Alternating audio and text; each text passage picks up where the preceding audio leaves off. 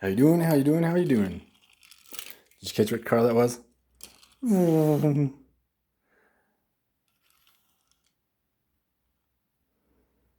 That's right. We're doing a little Skyline sneak peek right here. Before we move on, we're going to look at a couple Skylines that I've got opened up. This, of course, is the legendary R32. I'm not going to go into the history of them and what is what quite yet. I'm going to have a special Skyline. We're going to go through all the Skylines and all the GTRs and the Rs, starting with even this guy way back to the R30. This was a racing car back in the day. It raced in the Silver Super Silhouette race series with the S15 and an R34 and the other cars that all had the Super Silhouette body kits. But again, we're not going to go through that right now. Besides the R32, of course, we have the best model of them all, the R34. Of course, this one's called Godzilla 2, but everyone knows it's actually the R32 that started that name from the racing in New Zealand. This one was from a 5-car pack. I didn't like it. I didn't want all 5 cars in my collection, so I just kept it out. But you can't go wrong. This is a beautiful shot right here. Beauties. So with that, of course, moving along to show that we do have the R35s. The Liberty Walk kit on it, of course.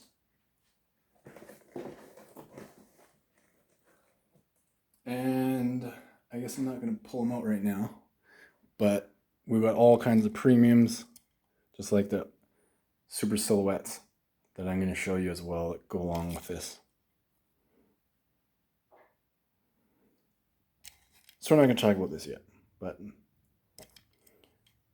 this casting is still pretty cool. I'll show it off before we start. Okay. Now we're going on to the exotics. What do we got here? That looks like a McLaren Speedtail. Hell yeah, look at that paint.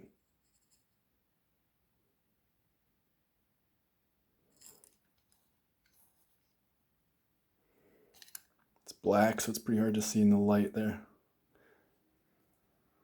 The Speedtail is a high-performance 3-seater sports car designed by McLaren by Rob Mavell and Steve Krins. It's a spiritual successor to the now famous McLaren F1. If you're not familiar, this one. It was produced from 92 to 98, only 6 years, but it's one of the most influential cars in history.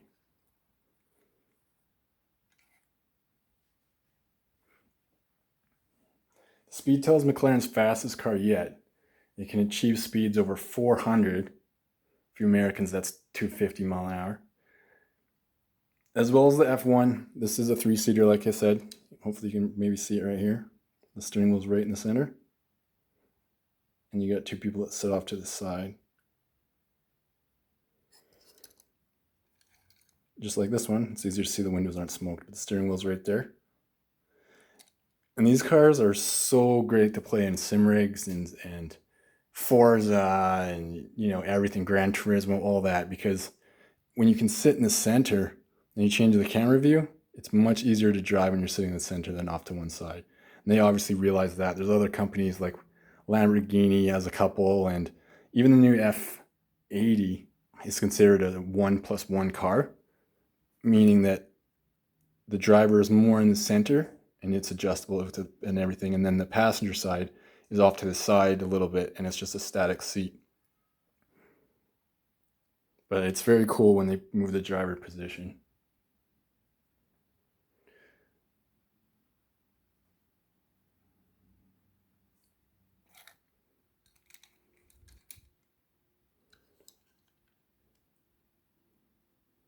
Only 106 of these will be produced if they haven't been produced already.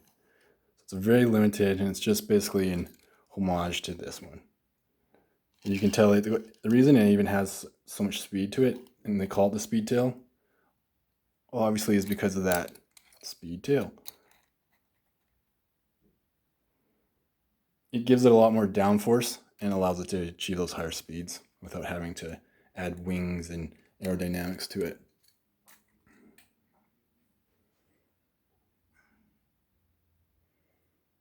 Next on the list here, we've got the Solus GT. This is a McLaren as well. Paint job on here is amazing.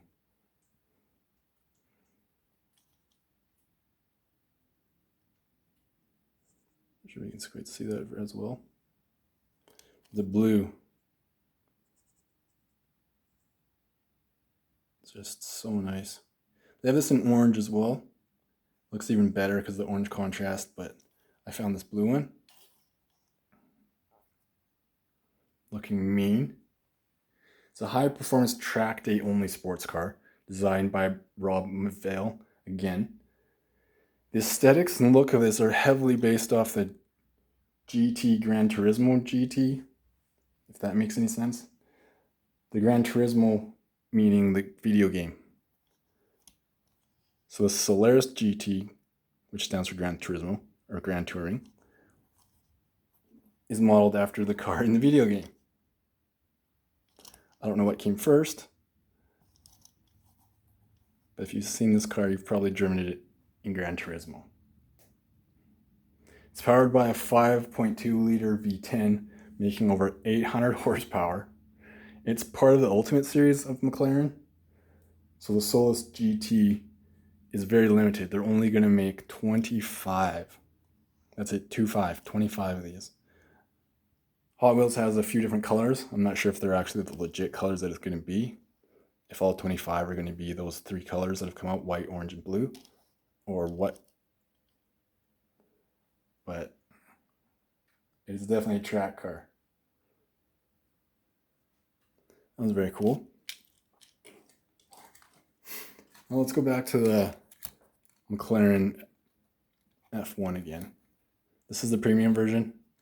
We're going to go over it in more detail later.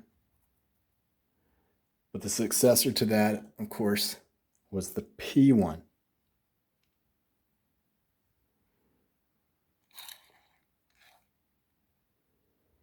The F1 and the P1. Very cool. We'll get into that more later.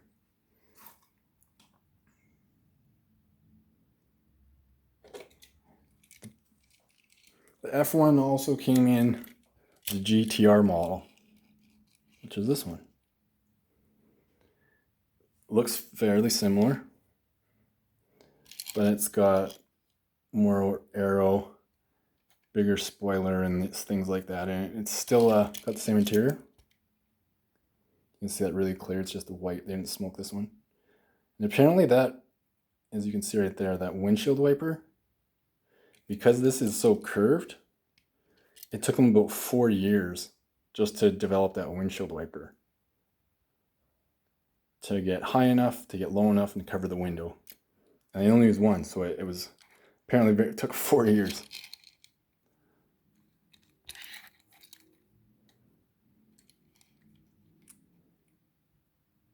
Pretty nice GTR.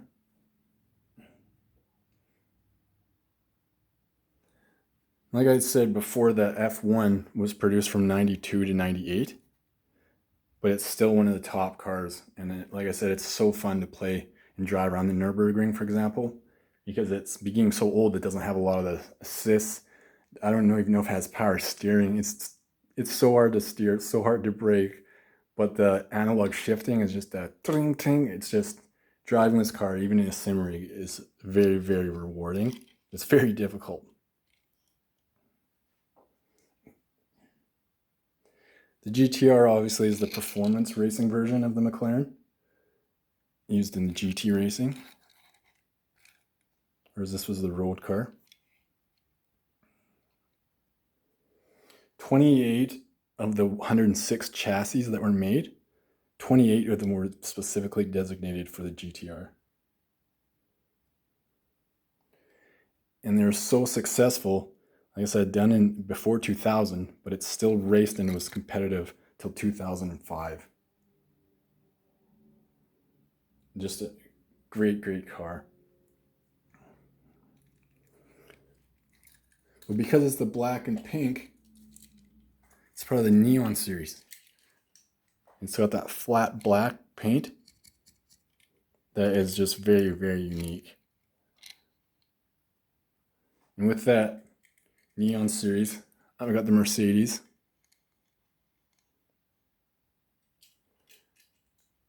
And I even have the BMW GT2.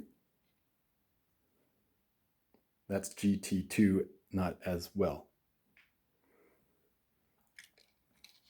All three of these are part of the Neon series. Under black light, they are amazing. They just pop, of course. This is a 2016 Mercedes AMG GT3. It's a Grand Touring car built from Mercedes, the AMG Motorsports, used in endurance racing. AMG says it has the utmost reality, let's try that again. They say the utmost reliability, it has impressive performance, excellent drivability, and is the benchmark for setting of safety standards. I don't know why you'd brag about that for your car being a race car. Because being a race car and having safety standards are usually related to the track. It's not really sure what else safety standards they'd be considering. Does this have a fire extinguisher in it? You can see even on here, it's just flat to the ground. Like there's no space. It just sucks right to the ground. Sick AMG car. It's got a really, really nice hood scoop right there. And again, part of the Neon series. And we have the BMW GT2 as well. Because it's only a GT2, it has a 4-liter V8 instead of a V10 or 12 of the other ones. And it was made specifically to compete in the 24 Hours of Le Mans. So it specifically has that arrow, wide kit on it. Again, you can't see the hood scoop in this one, but it's very deep. The vents are very cool. There's a lot of details in this. It's not a premium, but it's like what they call the silver series, the silver lines